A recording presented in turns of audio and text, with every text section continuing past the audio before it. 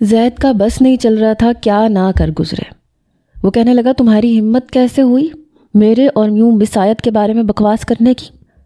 فرقان کہنے لگا او میرا گریبان چھوڑو ورنہ میرا ہاتھ بھی تمہارے گریبان تک پہنچ سکتا ہے۔ میری منگیتر کے ساتھ عاشقی کا کھیل رچا کے اس کے ساتھ مزے لوٹ کے اسے پیسوں کی چمک دکھا کے لے اڑے، بچہ تک پیدا کر لیا اور اب عزت کا ڈھونگ رچا رہے ہو۔ میری تو جان نکلی تھی۔ میں نے کہا سر آپ دفع کریں اس شخص کو۔ فرقان کہنے لگا سر تم اپنے شوہر کو سر کیوں کہہ رہی ہو؟ کیا نام لینے کی بھی اجازت نہیں دی اس نے تمہیں؟ سچ بتاؤ آیت، سب کے سامنے تمہیں بیوی بھی کہتا ہے یا شادی صرف اپنی رات کی عیاشی کے لیے کی ہے؟ فرقان کا یہ کہنا تھا کہ زید نے اس کے منہ پہ مکہ مار دیا۔ وہ کہنے لگا ہاؤ ڈیئر یو، تم ہوتے کون ہو اس طرح کی بکواس کرنے والے؟ میں تمہیں چھوڑوں گا نہیں۔ زید فرقان کو مارنے لگا۔ وہاں بہت سے نوجوان اکٹھے ہو گئے۔ وہ زید سے فرقان کو چھڑوانے کی کوشش کرنے لگے۔ فرقان کہنے لگا میں دیکھ لوں گا تمہیں۔ فرقان کے منہ سے خون نکل رہا تھا۔ زید نوجوانوں سے کہنے لگا چھوڑو مجھے، میں اس شخص کو زندہ نہیں چھوڑوں گا۔ یہ ہوتا کون ہے اس طرح کی بکواس کرنے والا؟ فرقان وہاں سے بھاگ گیا اور میں اپنی جگہ پریشان کھڑی تھی۔ نوجوان زید کو سمجھانے لگے کہ آپ اسے دفع کریں، وہ تو آوارہ قسم کا نوجوان ہے۔ بڑی مشکل سے وہ کچھ نارمل ہوا۔ فری کا بھائی پانی کا گلاس لے آیا۔ زید پسینے سے شرابور ہو چکا تھا۔ پانی کا گلاس پکڑ کے ایک ہی گھونٹ میں پی گیا۔ فری کے والد بھی وہاں آ گئے۔ زید سے کہنے لگے بیٹا تم فکر نہ کرو، ہم اسے دوبارہ یہاں نہیں آنے دیں گے۔ زید مجھے دیکھنے لگا۔ میں اڑی ہوئی رنگت کے ساتھ وہاں کھڑی تھی۔ مجھے نہیں پتا تھا کہ میرے ذرا سے جھوٹ پہ یہ سب کچھ ہو جائے گا۔ اس سے پہلے کہ وہ مجھ سے کچھ کہتا، فری کے والد کہنے لگے بیٹا تم اندر جاؤ، فریحہ تمہارا ویٹ کر رہی ہے۔ پھر زید سے کہنے لگے سر آپ پلیز یہیں بیٹھیں، تھوڑی دیر میں فنکشن شروع ہو جائے گا۔ ہماری آپ سے التجا ہے آپ ہماری بیٹی کا فنکشن ضرور اٹینڈ کر کے جائیں۔ لیکن وہ مسلسل انکار کر رہا تھا۔ میں چھوٹے چھوٹے قدم اٹھاتی حسن کو گود میں لے کے اندر آ گئی۔ وہاں فریحہ بیٹھی تھی، ساتھ میں اس کی دوستیں بھی تھیں۔ میری بھی بہت سی کالج کی دوستیں وہاں موجود تھیں، یونیورسٹی کی بھی، لیکن سب ہنس رہی تھیں، باتیں کر رہی تھیں۔ اندر ہی اندر مجھے یہ فکر ستائے جا رہی تھی کہ پتہ نہیں اب کیا ہوگا، پتہ نہیں فرقان یہاں کیوں آیا تھا۔ مجھے تو لگا تھا کہ وہ کبھی بھی میرا پیچھا نہیں کرے گا۔ اب زید یقیناً مجھ سے بعد میں فرقان کے بارے میں پوچھے گا ضرور۔ کیا جواب دوں گی اسے؟ کیا کہوں گی؟ مہندی کی رسم ادا کرتے ہی میں نے ٹھیک سے کھانا بھی نہیں کھایا اور فری کے بھائی کے ہاتھ پیغام پہنچا دیا کہ واپس گھر جانا ہے۔ جب میں باہر آئی تو زید پہلے سے گاڑی میں بیٹھا تھا۔ اس کے چہرے سے لگ رہا تھا کہ کافی غصے میں ہے۔ جب میں حسن کو گود میں لیے گاڑی میں بیٹھ گئی تو اس نے گاڑی اسٹارٹ کی۔ وہ کہنے لگا کیا آپ منگنی شدہ ہیں؟ میں نے کہا نہیں، وہ جھوٹ بول رہا تھا۔ وہ کہنے لگا وہ آپ کو میری بیوی کہہ رہا تھا؟ کون تھا وہ؟ میں نے کہا وہ میرا کزن، میرا ماموں زاد ہے۔ اصل میں میرے والدین کا انتقال ہو چکا تھا، میں اپنے ماموں ممانی کے ساتھ رہتی تھی۔ میری ممانی زبردستی میری شادی اپنے اس آوارہ بیٹے سے کرنا چاہتی تھی۔ میں اس سے شادی نہیں کرنا چاہتی تھی، اس لیے میں نے آپ کی جاب کی آفر کو قبول کر لیا، کیونکہ آپ کی جاب کی آفر کی مدت 5 سال تھی اور مجھے 5 سال تک ایک محفوظ مقام چاہیے تھا تاکہ میری اپنے اس ماموں کے بیٹے سے جان چھوٹ جائے۔ وہ کہنے لگا اس کے لیے آپ نے کیا جھوٹ بولا؟ میں چاہ رہی تھی کہ اپنی بات کر کے اس کی توجہ اس بات کی طرف سے ہٹا دوں، لیکن وہ ابھی بھی اسی بات پہ قائم تھا۔ میں نے کہا میں نے یہ کہا کہ آپ مجھ سے شادی کر چکے ہیں۔ اگر میں یہ نہ کہتی تو وہ لوگ کبھی بھی مجھے آپ کے گھر جاب نہیں کرنے دیتے، اور میں اس جاہل شخص سے شادی نہیں کرنا چاہتی تھی۔ لیکن مجھے نہیں پتا تھا کہ وہ ایسے سب کے سامنے آپ سے یوں بدتمیزی کرے گا۔ I am sorry sir. زید کہنے لگا اٹس اوکے، مجھے نہیں لگتا کہ اتنے مکے کھانے کے بعد دوبارہ وہ ایسی کوئی حرکت کرے گا۔ میں گھر واپس آ کے اپنے کمرے میں چلی گئی۔ حسن سو چکا تھا۔ میرا دل اس وقت بے حد مطمئن تھا کیونکہ میں زید کو سب کچھ بتا چکی تھی۔ اب مجھے کسی کا بھی کوئی ڈر نہیں تھا۔ ایسے لگتا تھا کہ جیسے وہ سب کچھ سنبھال لے گا۔ لیکن جو کچھ اس کے بعد ہوا میں سوچ بھی نہیں سکتی تھی۔ اگلے روز فری کی شادی تھی، لیکن شام سے ہی حسن کو بخار ہو گیا۔ بخار بھی اسے بہت تیز ہوا۔ میں بہت پریشان ہو گئی۔ اس کی ساری میڈیسن موجود تھی۔ میں نے اسے بخار کی میڈیسن بھی دی۔ ذرا سا بخار اترا تھا، لیکن وہ میری گود سے اترنے کا نام نہیں لے رہا تھا۔ وہ روئے جا رہا تھا، بالکل کملا کے رہ گیا تھا۔ رات کو جب زید وہاں پہ آیا تو مجھے عام سے حلیے میں دیکھا۔ پوچھنے لگا، مس آیت آپ تیار نہیں ہوئی؟ آپ کی دوست کی شادی ہے۔ میں نے کہا مجھے نہیں جانا۔ کہنے لگا کیوں، کیا ہوا؟ میں نے کہا حسن کو بخار ہے اور اسے چھوڑ کے میں شادی میں چلی بھی گئی تو مجھے چین نہیں آئے گا۔ میرا دھیان حسن کی طرف ہی لگا رہے گا۔ وہ کہنے لگا اسے بخار ہے؟ آپ نے بتایا کیوں نہیں؟ میں نے کہا اس کی میڈیسن موجود تھی، وہ میں نے دے دی ہے۔ وہ فوراً سے میرے پاس آیا، حسن کو میری گود سے پکڑ لیا، اسے پیار کرنے لگا۔ کہنے لگا میں اسے سنبھال لوں گا، آپ ڈرائیور کے ساتھ جانا چاہیں تو جا سکتی ہیں۔ میں نے کہا نہیں، مجھے وہاں چین ہی نہیں آئے گا۔ میں فری سے فون پہ بات کر کے اس سے معذرت کر چکی ہوں، پلیز آپ اسے مجھے پکڑا دیں۔ صبح سے روئے جا رہا ہے، کسی کے پاس نہیں جا رہا۔ ابھی بھی حسن میری طرف دیکھ کے میری جانب ہی لپک رہا تھا۔ زید نے اسے مجھے پکڑا دیا۔ رات بھر وہ ٹھیک سے سویا نہیں تھا، بار بار رو رہا تھا اور میں اسے گود میں لے کے بیٹھی رہی۔ میری آنکھیں کبھی نیند سے اتنی چور ہونے لگتی کہ میں نیند میں اونگنے لگتی، لیکن پھر بھی اپنی آنکھیں زبردستی کھول لیتی تھی۔ وہ سویا ہوا بھی ہائے ہائے کر رہا تھا۔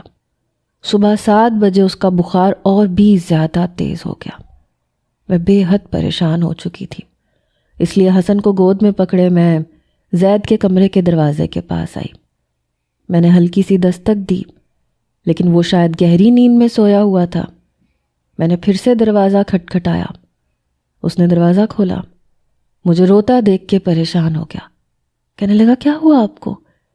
میں نے کہا حسن کو بہت تیز بخار ہے، پوری رات ٹھیک سے نہیں سو پایا۔ یہ سن کے وہ پریشان ہوا۔ اس نے حسن کے ماتھے پہ ہاتھ رکھا۔ کہنے لگا میں 2 منٹ میں کپڑے چینج کر کے آتا ہوں۔ میں باہر صوفے پہ بیٹھ گئی۔ وہ واقعی 2 منٹ میں کمرے سے باہر آیا۔ گاڑی کی چابی اس کے ہاتھ میں تھی۔ اس نے حسن کو گود میں لیا اور میرے ساتھ باہر نکل گیا۔ چوکیدار نے دروازہ کھولا۔ گھر کے قریبی ہسپتال میں ہم حسن کو لے کر گئے۔ ڈاکٹر نے گلے کی خرابی کی وجہ بتائی کہ موسمی بخار ہے، ٹھیک ہو جائے گا۔ جب ہم واپس گھر آئے تو زید کہنے لگا مس آیت آپ حسن کو مجھے دے دیں، آپ رات بھر نہیں سوئیں، آپ سو جائیں، میں حسن کو سنبھال لوں گا۔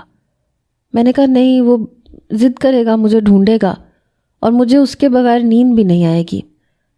میری آواز کی نمی اور فکر مندی دیکھ کے وہ کہنے لگا اگر آپ دن رات جاگیں گی تو آپ خود بیمار پڑ جائیں گی، پھر آپ کو کون سنبھالے گا مس آیت؟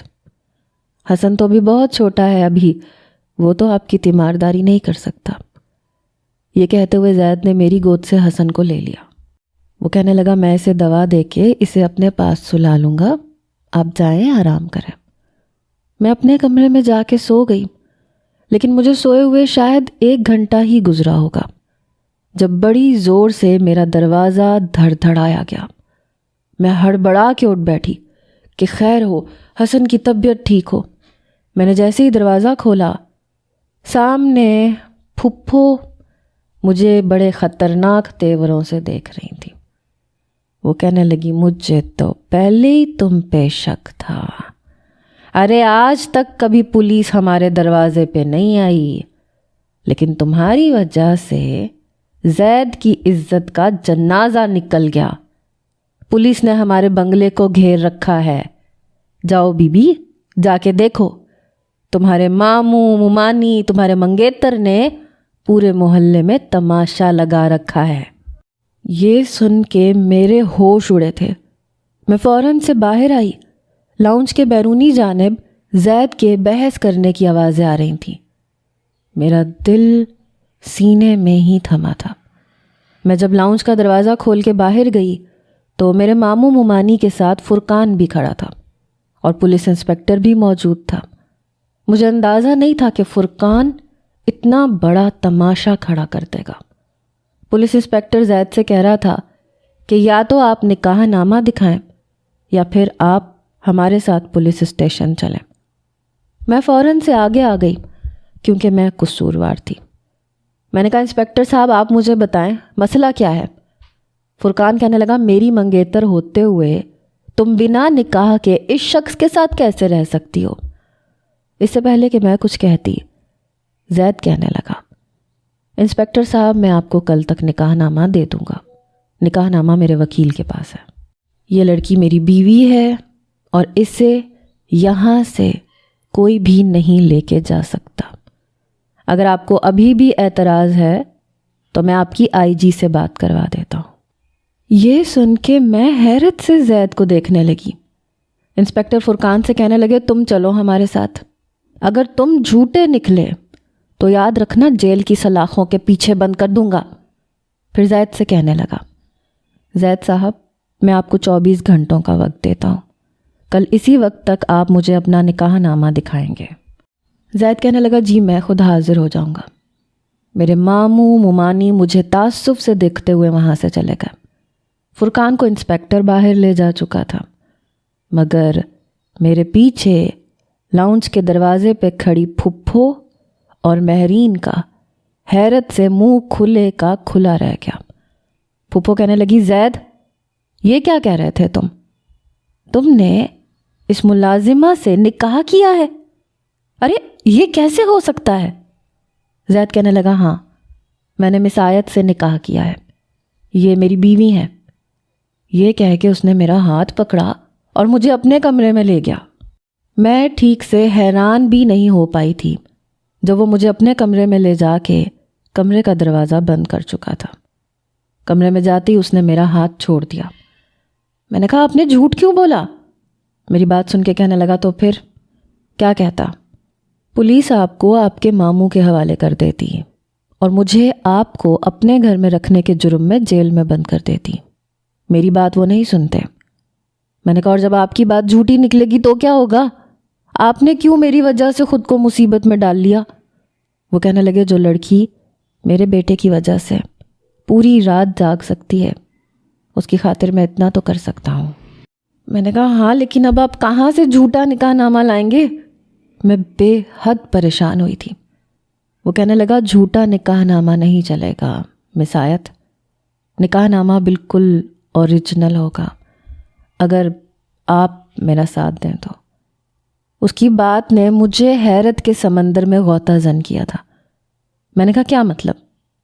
وہ کہنے لگا آپ کو اپنے کزن سے جان چھڑوانی ہے اور مجھے اپنی پھپھو اور مہرین سے جو خواہ مخواہ میرے گلے پڑنے کی کوشش کر رہی ہیں، اس لیے ہم نکاح کر لیتے ہیں۔ آپ کو 5 سال کا تحفظ مل جائے گا اور اس 5 سال کے عرصے میں فرقان بھی کہیں کسی اور سے شادی کر لے گا اور پھپھو مہرین کی شادی بھی کہیں کر دیں گی، میری بھی جان چھوٹ جائے گی۔ اس طرح سے اچھی طرح سے سوچ لیں مس آیت، ہمارے پاس دوسرا کوئی راستہ نہیں ہے۔ میں کیا سوچتی؟ وہ سچ کہہ رہا تھا، میرے پاس تو دوسرا کوئی راستہ نہیں تھا، اس لیے میں نے حامی بھر لی۔ وہ مجھے کمرے سے باہر لے آیا۔ حسن بھی اٹھ چکا تھا۔ پھپھو اور مہرین لاؤنج کے صوفے پہ بیٹھی آنسو بہا رہی تھی۔ جب زید نے یہ کہا میں آیت سے نکاح کر کے ہی اسے اپنے گھر میں لایا تھا، لیکن مہر کی محبت اب بھی میرے دل میں موجود تھی، اس لیے میں نے آیت سے کہہ دیا تھا کہ جب تک وہ میرے دل میں نہیں بس جاتی وہ دوسرے کمرے میں سوئے گی۔ پھپھو کہنے لگی تو ہمیں کیوں نہیں بتایا؟ مجھے کیوں آس پہ رکھا؟ میرے بھائی نے مجھے زبان دی تھی کہ تمہاری شادی مہرین سے ہوگی، لیکن تم نے پہلے بھی اپنی مرضی کی اور اب پھر میں اب یہاں نہیں رہوں گی اور مہرین کی شادی میں تم سے زیادہ امیر شخص کے ساتھ کر کے دکھاؤں گی۔ زید کی پھپھو اس پہ چلانے لگی۔ زید نے کوئی جواب نہیں دیا۔ حسن کو اور مجھے لے کے وہ باہر آ گیا۔ گاڑی میں بیٹھتے اس نے سب سے پہلی کال نکاح خواں کو کی۔ ہمارا نکاح مسجد میں ہوا تھا، لیکن نکاح نامے پہ تاریخ 1 سال پہلے کی ڈالی گئی تھی تاکہ پولیس اس پہ کیس نہ کر سکے، اور وہی نکاح نامہ پولیس اسٹیشن میں دکھا دیا گیا تھا۔ کیس ختم ہو چکا تھا۔ کچھ ہی دنوں میں اس کی پھپھو اپنی بیٹی اور بیٹے کو لے کے وہاں سے جا چکی تھی۔ میں ابھی بھی حسن کو سنبھالتی تھی اور میں اسی کے کمرے میں رہتی تھی۔ ہمارے درمیان بس یہ ایک معاہدہ ہوا تھا کہ میں اس کے بیٹے کو سنبھالوں گی اور وہ میرے ماموں ممانی اور فرقان کو میرے پاس نہیں آنے دے گا۔ میں اس کے گھر میں ایک مطمئن زندگی گزار رہی تھی، لیکن اب دل میں عجیب و غریب سی خواہشات انگڑائی لینے لگی تھیں۔ شاید میرے اور اس کے بیچ میں قائم شدہ رشتے کے جو تقاضے تھے وہ اب مجھے پریشان کرنے لگے تھے۔ میں حسن پہ بہت زیادہ توجہ دینے لگی تھی۔ کھانا ہم لوگ ایک ساتھ ایک ہی ٹیبل پہ کھاتے تھے۔ آج بھی وہ صرف مجھ سے حسن کی باتیں کرتا تھا، لیکن میرا دل چاہتا تھا کہ وہ مجھ سے میری باتیں کرے۔ حسن اب 1 سال کا ہو چکا تھا۔ اب میں اسے ہاتھ سے پکڑ کے ایک ایک قدم چلنا سکھا رہی تھی۔ پہلی بار جب حسن نے مجھے ٹوٹے ٹوٹے لفظ میں مما کہا تو میری خوشی کی انتہا نہیں تھی۔ شاید میرے ہونٹوں کی جنبش کو دیکھ کے اس نے یہ کہنا سیکھا تھا۔ ایسے لگا جیسے میری محنت رنگ لے آئی۔ اس کا یوں مجھے مما کہنا میری آنکھوں میں آنسو لے آیا تھا، خوشی کے آنسو۔ اسی وقت زید بھی اپنے آفس سے واپس آیا تھا۔ بے ساختہ میں زید کے پاس آئی۔ میں اپنی خوشی میں اس قدر مگن تھی کہ مجھے اس بات کا اندازہ ہی نہیں ہوا۔ میں نے کہا، آپ کو پتہ ہے زید، اس نے مجھے کیا کہا؟ اس نے مجھے مما کہا۔ میں ساتھ ساتھ مسکرا رہی تھی، ساتھ ساتھ میری آنکھوں میں آنسو تھے۔ میں حسن سے کہنے لگی، مجھے مما کہو۔ وہ مم کر رہا تھا۔ زید کبھی مجھے دیکھ رہا تھا، کبھی حسن کو، پھر حسن کو مجھ سے پکڑ کے پیار کرنے لگا۔ مجھے اپنی زندگی کچھ مکمل سی لگنے لگی تھی اور کچھ نامکمل سی۔ جب میں حسن کو دیکھتی تھی، اس کی محبت کو دیکھتی تھی، تو مجھے کبھی یہ نہیں لگتا تھا کہ وہ میرا بیٹا نہیں ہے، لیکن جب زید کو دیکھتی تھی تو ایسے لگتا تھا کہ صرف کاغذی رشتہ ہے ہمارے بیچ میں اور کچھ بھی نہیں ہے۔ پہلی بار میں نے زید کی پسند کی کھیر ملازمہ سے پوچھ کے بنائی۔ ٹیبل پہ کھانا لگانے کے بعد جب ملازمہ نے کھیر رکھی تو اس کے چہرے پہ ایک عجیب سی چمک آئی تھی۔ وہ کہنے لگا، یہ تو آپ نے بہت اچھا کیا، کھیر بنا لی۔ ملازمہ کہنے لگی، یہ آیت بی بی نے بنائی ہے۔ یہ سن کے پتہ نہیں کیوں اس کے ماتھے پہ بل پڑے۔ اس نے ایک نظر مجھے دیکھا، پھر کہنے لگا، آپ نے یہ زحمت کیوں کی؟ یہ آپ کی ڈیوٹی نہیں ہے، آپ کی ڈیوٹی صرف حسن ہے۔ مجھے لگا تھا وہ کھیر کھائے گا، میری تعریف کرے گا۔ میں اس کے منہ سے اپنی تعریف سننا چاہتی تھی، لیکن اس نے مجھے شاید میری اوقات یاد دلائی تھی۔ مجھے اس وقت بہت برا لگا جب اس نے کھیر کھائی ہی نہیں، کھیر کا باؤل ویسے ہی پیچھے کر دیا اور اٹھ کے چلا گیا۔ پتہ نہیں کیوں مجھے بہت برا لگا۔ میں حسن کو لے کے اپنے کمرے میں آ گئی، اسے فیڈر پلایا، کچھ دیر اس کے ساتھ کھیلتی رہی، باتیں کرتی رہی۔ پھر وہ سو چکا تھا۔ بار بار میرے دل میں بس یہی خیال آنے لگا کہ کیا تھا اگر تھوڑی سی کھیر کھا لیتا، میں نے اتنے شوق سے بنائی تھی۔ 1 سال بعد اس نے مجھے 20 لاکھ کا چیک دیا۔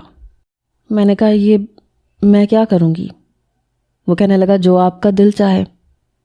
میں نے کہا، اب مجھے ان پیسوں کی ضرورت نہیں ہے، ماموں ممانی کا قرضہ میں اتار چکی ہوں۔ وہ کہنے لگا، اپنے اکاؤنٹ میں رکھ لیں، 5 سال بعد یہ رقم آپ کے کام آئے گی۔ اس کے بعد تو جیسے میرا دل بجھ سا گیا، اندر ایک عجیب سی جلن کا احساس ہو رہا تھا۔ میں کیوں جانے لگی 5 سال بعد؟ میں نے چیک اس سے نہیں لیا، میں اٹھ کے اپنے کمرے میں آ گئی۔ لیکن اگلے ہی روز مجھے بینک کی طرف سے میسج آیا، میرے اکاؤنٹ میں 20 لاکھ کی رقم ڈل چکی تھی۔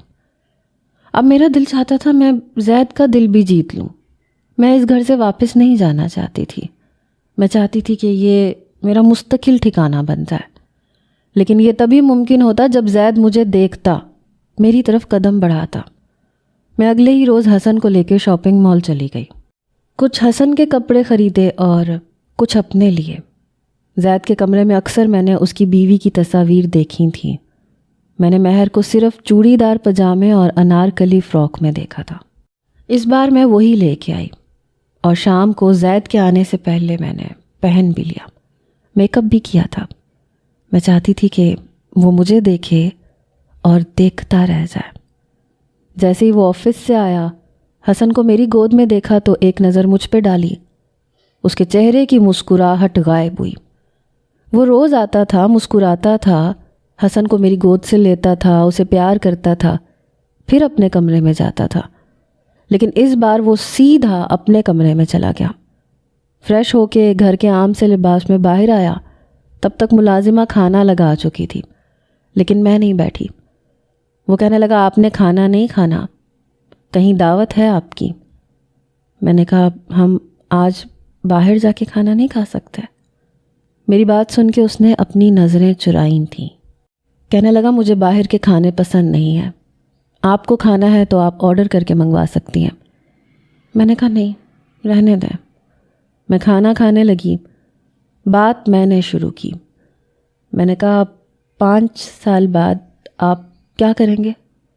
وہ چاول کھا رہا تھا۔ اس نے میری بات سن کے برجستہ میری طرف دیکھا۔ کہنے لگا میں سمجھا نہیں۔ میں نے کہا 5 سال بعد ہمارا معاہدہ ختم ہو جائے گا، جس میں سے 1 سال گزر چکا ہے، تو 4 سال بعد آپ کیا کریں گے؟ وہ کہنے لگا کچھ نہیں، معاہدہ ختم ہو جائے گا، میں آپ کو آزاد کر دوں گا، کیونکہ پھر حسن اسکول جانے لگے گا۔ میں نے کہا میں حسن کے بغیر نہیں رہ سکتی۔ کیا ایسے نہیں ہو سکتا کہ اس سے پہلے کہ میں مزید کچھ کہنے کی ہمت کرتی، وہ کہنے لگا نہیں، ایسا نہیں ہو سکتا، جو آپ سوچ رہی ہیں ویسا نہیں ہو سکتا، اس لیے میرے لیے کچھ بنانے کی یا میری خاطر یوں تیار ہونے کی کوشش دوبارہ مت کیجیے گا مس آیت۔ بڑا سخت لہجہ تھا، میرے ماتھے پہ بل پڑے تھے۔ میں نے کہا کیوں نہیں ہو سکتا؟ میں اتنی بدصورت تو نہیں ہوں۔ ٹھیک ہے میں آپ کی بیوی کی طرح بے تحاشا خوبصورت نہیں ہوں، لیکن ایوریج بھی نہیں ہوں۔ میرے اندر کی جلن میرے لبوں پہ آئی تھی۔ کھانا کھا کے وہ پھر سے کہنے لگا میں نے آپ سے نکاح صرف اور صرف آپ کی جان بچانے کے لیے کیا تھا، تاکہ آپ کا کزن آپ کو پریشان نہ کرے۔ میری زندگی میں کسی اور لڑکی کی گنجائش نہیں ہے، اگر ہوتی تو میں مہرین سے شادی کر لیتا۔ اس کے منہ سے مہرین کا نام سن کے میرے تن بدن میں آگ لگ گئی تھی۔ سمجھتا کیا تھا مجھے؟ کیا میں کوئی گری پیری لڑکی ہوں؟ اپنے تیار ہونے پہ مجھے قلق سا ہوا، افسوس ہوا تھا۔ بنا کھانا کھائے میں اٹھ کے اپنے کمرے میں چلی گئی۔ اپنی کانچ کی چوڑیاں اتار کے میں نے بے دردی سے ڈریسنگ میں پھینکی تھیں۔ آنکھوں سے آنسو نکلتے جا رہے تھے، ایسے لگ رہا تھا جیسے اس نے میری اہانت کی ہے۔ میں نے روتے ہوئے منہ دھویا۔ حسن میرا چہرہ دیکھ رہا تھا۔ میں بیڈ پہ بیٹھ کے روئے جا رہی تھی۔ مجھے بہت تکلیف پہنچی تھی زید کے رویے سے، اس کی باتوں سے۔ جب حسن میری گود میں آ کے بیٹھ گیا، مم مم کہتا اپنے ننھے ننھے ہاتھوں سے میرے آنسو صاف کر رہا تھا۔ وہ میرا چہرہ چوم رہا تھا اور میں پتہ نہیں کیوں بے تحاشا روئے جا رہی تھی۔ وہ اپنی طرف سے مجھے چپ کروانے کی کوشش کر رہا تھا۔ اس کے چہرے پہ ایک عجیب سی پریشانی تھی۔ جب میرا رونا نہیں رکا تو اپنے بازو میرے کندھے پہ اس نے لپیٹ لیے اور میرے سینے سے لگ کے رونے لگا، مم مم کہنے لگا۔ شاید اس سے میرے آنسو برداشت نہیں ہو رہے تھے۔ بڑی مشکل سے میں نے خود پہ ضبط باندھا تھا۔ میں نے حسن کو اپنے ساتھ لگا لیا۔ ابھی بھی وہ میرے آنسو صاف کر رہا تھا۔ پتہ نہیں وہ شخص اتنا بے حس کیوں تھا۔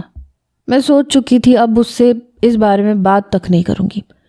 میں اب زید کے آنے سے پہلے کھانا کھا لیا کرتی تھی۔ جب وہ آفس سے واپس آتا تھا تو میں اپنے کمرے میں چلی جاتی۔ میں حسن کے ساتھ کھلونوں سے کھیلتی رہتی۔ اپنے ہونٹوں کو ہلکے سے حرکت دے کے میں اسے بولنا سکھانے لگتی۔ 4-5 دن ہی گزرے تھے جب ایک دن موسم کی پہلی بارش شروع ہو گئی۔ مجھے بارش شروع سے ہی بہت اچھی لگتی تھی۔ میں حسن کو لے کے باہر آ گئی۔ اب وہ چلنے لگا تھا۔ بارش میں حسن کو لیے باہر لان میں آ گئی۔ وہ بہت خوش تھا۔ ہم دونوں ہی بارش میں بھیگ چکے تھے۔ جب زید کی گاڑی کا ہارن بجا، چوکیدار نے دروازہ کھول دیا۔ اس نے گاڑی پورچ میں کھڑی کی، دروازہ کھولا۔ مجھے اور حسن کو بارش میں نہاتا دیکھ کے اس کے ماتھے پہ بل پڑے۔ وہ تیز قدموں سے مجھ تک پہنچا، کہنے لگا آپ کا دماغ تو نہیں خراب؟ میں نے کہا میں نے کیا کیا؟ کہنے لگا حسن کو بارش میں کیوں لے کے آئی ہیں؟ میں نے کہا کچھ نہیں ہوتا اسے، وہ بیمار نہیں پڑے گا، اسے زندگی انجوائے کرنے دے، اپنی طرح سڑیل نہ بنائے تو زیادہ بہتر ہے۔ میں نے اپنے اندر کی جلن نکالی تھی۔ اس نے حیرت اور تعجب سے آنکھیں سکیڑتے ہوئے کہا واٹ؟ میں نے کہا جی ہاں، میں چاہتی ہوں حسن میری طرح خوش مزاج رہے، زندگی کو انجوائے کرنے والا۔ بڑے غصے سے اس نے میری گود سے حسن کو لیا اور اندر چلا گیا، لیکن میں ضد میں باہر ہی کھڑی رہی۔ بارش بھی شاید رکنے کا نام نہیں لے رہی تھی۔ تقریباً 1 گھنٹے بعد وہ دوبارہ لاؤنج سے باہر آیا۔ میں ابھی بھی بارش میں تھی۔ وہ کہنے لگا مس آیت اندر آئیں۔ میں نے جان بوجھ کے انسنا کر دیا۔ مس آیت، میں آپ سے کہہ رہا ہوں اندر آئیں، بہت ہو گیا انجوائے۔ لیکن میں نے اسے دیکھا تک نہیں۔ تنگ آ کے وہ میرے پاس آ گیا۔ میں نے اس کی جانب رخ پھیر رکھا تھا، دوسری جانب اپنا رخ کیے کھڑی تھی۔ اس نے میرا بازو پکڑا، مجھے اپنی طرف کیا، کہنے لگا آواز نہیں آتی تمہیں؟ بحری ہو؟ میں نے کہا میرا ہاتھ چھوڑیں، میں نے آپ کے ساتھ کانٹریکٹ میں یہ طے نہیں کیا تھا کہ آپ جب چاہیں میرا بازو پکڑ لیں گے اور جب چاہے چھوڑ دیں گے، اور نہ ہی کانٹریکٹ میں یہ لکھا تھا کہ میں اپنی مرضی سے نہا نہیں سکتی۔ میرا جب تک دل چاہے گا میں یہیں کھڑی رہوں گی۔ میری بات سن کے وہ کہنے لگا تاکہ تم بیمار پڑ جاؤ اور میرے بیٹے کی روٹین ڈسٹرب ہو جائے۔ میں ایسا نہیں چاہتا، چلو اندر میرے ساتھ۔ میرا بازو پکڑ کے وہ مجھے اندر لے آیا۔ حسن کے کپڑے وہ تبدیل کروا چکا تھا۔ کہنے لگا جا کے کپڑے چینج کرو، بیمار پڑ جاؤ گی۔ میں نے کہا آپ کو میری فکر کرنے کی ضرورت نہیں ہے، بیمار بھی پڑ گئی تو آپ کے بیٹے کو سنبھال لوں گی۔ پیسے لیے ہیں آپ سے، انہیں حلال کرنا جانتی ہوں میں۔ میرے تلخ لہجے پہ کچھ دیر وہ مجھے دیکھتا رہا، پھر کہنے لگا ویری گڈ، انسان کو اتنا ذمہ دار ہونا چاہیے۔ بہتر ہے کہ آپ اپنے پیسے حلال کریں، جائیں جا کے چینج کریں، میں آپ کا بیمار ہونا افورڈ نہیں کر سکتا۔ 1 سال اور گزر گیا، اس پتھر دل انسان کے اندر شاید دل تھا ہی نہیں۔ میں نے بہت چاہا کہ میں اس شخص سے نفرت کروں، لیکن پتہ نہیں کیوں وہ میرے دل میں آ کے بیٹھ چکا تھا اپنی تمام تر سنگ دلی کے ساتھ۔ میں چاہ کے بھی اس کے خیالات سے پیچھا نہیں چھڑوا پا رہی تھی۔ میں چاہتی تھی وہ بھی مجھ سے محبت کرے۔ میں بے بس سی ہونے لگتی تھی، رات کو نیند نہیں آتی تھی، پتہ نہیں کیوں۔ ایک بار جب وہ اپنے آفس میں تھا اور حسن سو رہا تھا تو میں زید کے کمرے میں آ گئی۔ اس کی دیوار پہ لگی تصاویر کو دیکھ کر، اس کی اپنی بیوی کے ساتھ مسکراتے ہوئے اسے دیکھ کر میرے اندر ایک تلاطم طوفان نے انگڑائی لی تھی۔ میں نے اس کی وہ تصویر زمین پہ پھینک کے توڑ دی اور خود جلدی سے اس کے کمرے سے نکل کر حسن کے کمرے میں چلی گئی۔ یہ سب کرتے ہوئے مجھے کسی ملازم نے نہیں دیکھا تھا۔ شاید شیشہ ٹوٹنے کی آواز سن کے بعد میں کوئی ملازم زید کے کمرے میں گیا تھا۔ جب وہ آفس سے واپس آیا تو ملازمین پہ بہت چلا رہا تھا کہ تصویر کیسے ٹوٹ گئی، کون اس کے کمرے میں گیا تھا۔ میں حسن کے کمرے میں بیٹھی خود سے ہم کلام تھی۔ بہت تکلیف ہو رہی ہے اسے تصویر ٹوٹنے پہ، وہ بھی ایک ایسی عورت کی جو دنیا میں ہے ہی نہیں، اور یہاں میرا دل توڑتے ہوئے اسے ذرا احساس نہیں ہوتا۔ بہرحال بات آئی گئی ہو گئی۔ چند دن بعد میں پھر سے سب کی نظروں سے بچتے ہوئے زید کے کمرے میں گئی، پھر اس کی بیوی کی سائیڈ ٹیبل پہ رکھی تصویر اٹھا کے زمین پہ پھینک دی، اپنے پاؤں سے اسے چکنا چور کر دیا اور بڑی خاموشی سے باہر بھی آ گئی۔ اسے غصے میں تل ملاتے دیکھ کے مجھے پتہ نہیں کچھ سکون سا ملتا تھا۔ آفس سے آتے ہی وہ پھر سے چیخنا چلانا شروع ہوا۔ میں حسن کو فیڈر پلا رہی تھی، وہ میری گود میں سو چکا تھا۔ بڑے غصے سے وہ میرے کمرے میں داخل ہوا۔ تب تک میں حسن کو بیڈ پہ لٹا چکی تھی۔ وہ کہنے لگا آیت باہر آؤ۔ میں نے کہا آپ کو کوئی کام ہے تو مجھے بتا دیں۔ وہ کہنے لگا باہر آ رہی ہو یا پھر میں، یہ کہہ کے وہ اپنی مٹھیاں بھینچ کے رہ گیا۔ وہ بہت غصے میں تھا۔ میں بیڈ سے کھڑی ہو گئی، کمرے سے باہر آ گئی۔ کہنے لگا میرے کمرے میں آؤ۔ میں نے کہا کیوں؟ آپ کے کمرے میں آنا میری ڈیوٹی میں شامل نہیں ہے۔ اس نے میری کلائی پکڑی اور مجھے اپنے کمرے میں لے گیا۔ کمرے میں لے جا کے دروازہ بڑی زور سے بند کیا۔ سامنے اس کی بیوی کی تصویر ویسے ہی زمین پہ چکنا چور پڑی تھی۔ وہ کہنے لگا یہ کیا حرکت ہے؟ میں نے کہا کیا حرکت ہے؟ کیا ہوا؟ وہ کہنے لگا یہ تصویر کیسے ٹوٹی؟ میں نے کہا یہ آپ مجھ سے کیوں پوچھ رہے ہیں؟ ملازمین سے پوچھیں، میرا اس چیز سے کیا تعلق ہے؟ وہ چیخ پڑا، کہنے لگا بچہ نہیں ہوں میں، اتفاقاً تصویر ایک بار ٹوٹتی ہے، بار بار نہیں۔ کیا تکلیف ہے تمہیں؟ تم نے مہر کی تصویر کیوں توڑی ہے؟ میں نے کہا بچے نہیں ہیں آپ تو پھر آپ اس بات کو بھی سمجھ سکتے ہوں گے۔ یہ کہہ کے میں جیسے ہی کمرے سے باہر جانے لگی تو اس نے میری کلائی پکڑ لی اور مجھے کھینچ کے اپنے قریب کر لیا، میری آنکھوں میں اپنی آنکھیں ڈال کے السلام علیکم، اب آپ مجھے یہ بتائیں کہ زید آیت سے کیا کہے گا؟ فٹافٹ سے تکے لگائیں۔ اللہ حافظ۔